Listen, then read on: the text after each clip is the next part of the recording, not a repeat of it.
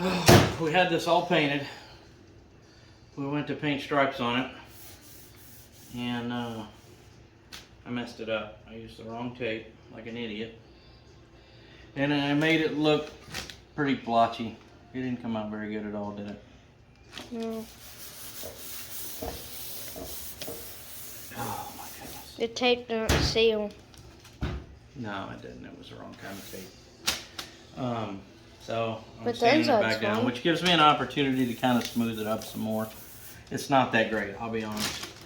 If it was a car, I'd want to put a bunch of body filler here and there to get some of these spots really rounded off nice. But I don't want the weight and crap on the cowling. So what she is what she's Or going to to be be. nose heavy.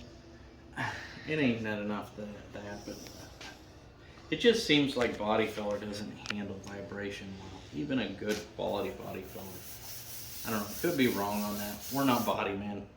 We're never gonna be. So let's talk about an oil problem. I got a lot of people asking questions and giving suggestions on the oil problem that I was dealing with. And I made it sound like probably we didn't do much before we just took the engine apart. And that's not true. So when we got the engine ready to go, we has a STC for a spin-on filter on it, right? So we took that filter off. And we'll show you guys a clip of that.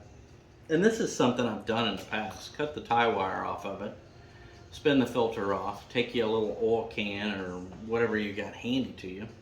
And there's two ports. There's a little hole in there where the filter spins on and oil comes through, right? You fill that full of oil, and there's another little port inside there. And I don't know which side's the return and which side's the feed, but I've filled them both full of oil in the past. So when you start it, the oil pressure comes right up. Apparently these little Continentals are notorious for losing oil pressure when they set, right? So we did that twice and let oil drain down through it before we fired it up. We still didn't have oil pressure. When we brought it back in that last time, we did that again. We took the filter off, we checked everything, and just to see. And like I said, at that point, we're just removing the filter and we're priming it through the filter. I know that doesn't look great. I'm working on it. So. They've repaired this right here. Yeah, that was a little patch. Anyhow, over here. So then I reach out, which one good thing about having a YouTube channel is you've got lots of people who are willing to give you some pretty good advice. So we basically made a list of stuff to go through. You know, does it have enough oil? Is it primed? All the way to, you know, is everything sealed up? Is the pickup tube on there correctly? We had an A&P friend come over. He's not a big fan of being on camera, so of course I didn't film none of it. That's crummy because it would have been a good learning moment. So he took a pressure can and put 4 quarts of oil in it, of my oil that we drained out of the tank, which is brand new oil, put it in the can, and he put it, hooked it to one of the galley plugs on the front of the case, and he pressurized it. I believe it was around 30 psi or something he put on it. At that point we were able to bleed the gauge out. It pushed all that oil out of the can back to the engine, so the all the bearings are wet. Everything's wet at that point by pushing it through that. So read the dipstick, make sure all the oil's back in there. It's all drained back through the motor. When we bled the gauge, we made sure it read a PSI on the gauge. So we know the gauge is reading correctly, plus that gave us opportunity to bleed the line out, right? Put it all back together, we took it outside and we ran it. That was I think it was a clip of that video in there with no cowling on it. That was with the no cowling on it. And ran it for about 20 seconds and still no oil pressure. Well, that's enough with us butting heads together and not knowing why it doesn't have oil pressure.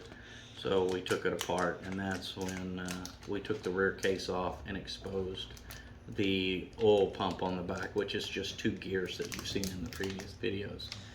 I thought we had a way to measure it. We really don't very accurately. So we sent it off. It's being checked. I have a feeling it's not in spec. It's an old case. It's magnesium too to boot. So what do you do with magnesium? I don't know. It may turn out to be junk and we may be looking for another case. I'm not sure. The oil pump's $900 and some odd from Fresno Air Parts. That's noisy. We may have to pull our door down.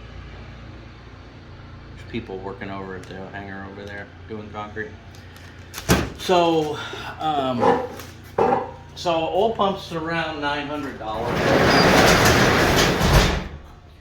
I don't know what to do if the case is bad. Chances are, from what I'm being told from an IA and a couple of A&Ps, that it's liable to be that magnesium rear case. So at that point, if that thing's out of spec and can't be fixed up or whatever, I mean, it's no more than a boat anchor. It ain't heavy enough to be a boat anchor.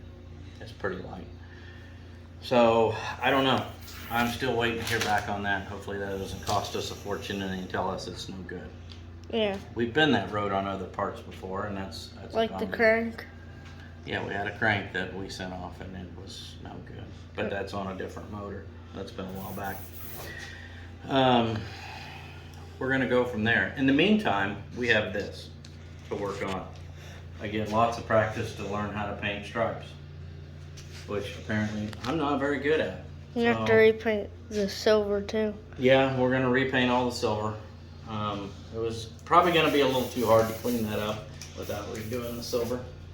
So we had to pull all the fasteners back out. Well, the males or the female side I didn't, but I did pull the male one side of that part. Those are a pain in the butt. They have a little snap ring and they go through the thing and the snap ring fits on the back side and it holds it in place. And boy, is it a booger. When we get that piece back, if it turns out to be in spec or when we get a replacement for it, however that works, we'll put it back together. I'm told that the oil pump needs to be packed in Vaseline when you put it together. Supposedly Vaseline will cause that thing to suck, which it's a pressure pump, and apparently they don't suck very well. So the Vaseline's supposed to help with that and it'll dissolve out. Probably have to do an oil change within a short amount of time, and we'll go from there. So that's basically what we're waiting on, right? Yeah. I mean, we could have flown this thing with an ugly Cali. Oh, we got to do weight and balance too. We got to get some decent scales to do a weight and balance. The ones we had didn't work very well. Yeah, we borrowed one and it's broke. I can't get it to work correctly, so we're not trusting that. So there is a guy on the field. I don't know how much he would charge us, but supposedly he's got some really nice skills for doing weight and balance. Sounds expensive. Maybe worth the money. Yeah. I don't know. We'll see. Most of this industry is rubbing elbows, friends helping friends, but for some reason, there's a lot of people that don't always get along with each other. So, you notice when you don't start paying attention to what you're filming, that the camera just kind of goes, ooh, it's over here, it's up here. You know how to turn it around? Hit the button so it films you for a second. There you go. So there's my camera guy that has ADHD apparently. What? No. Yeah. So he doesn't pay attention very well. More to his schoolwork. That's all right. Well, you know what? We know a guy that had ADHD that became a commercial pilot, so don't let that hold you back. Behind me. No, he's not behind me. Alrighty, well, back to work. There it is. Yeah, back to sanding. Yay. I ain't got too much further to go, and then we can get it cleaned up. I may have some spots to prime, and then we'll be shooting silver again. Yay. I hope we have plenty of paint left. Totally fun, right? Totally fun. Yeah. Alrighty. Okay.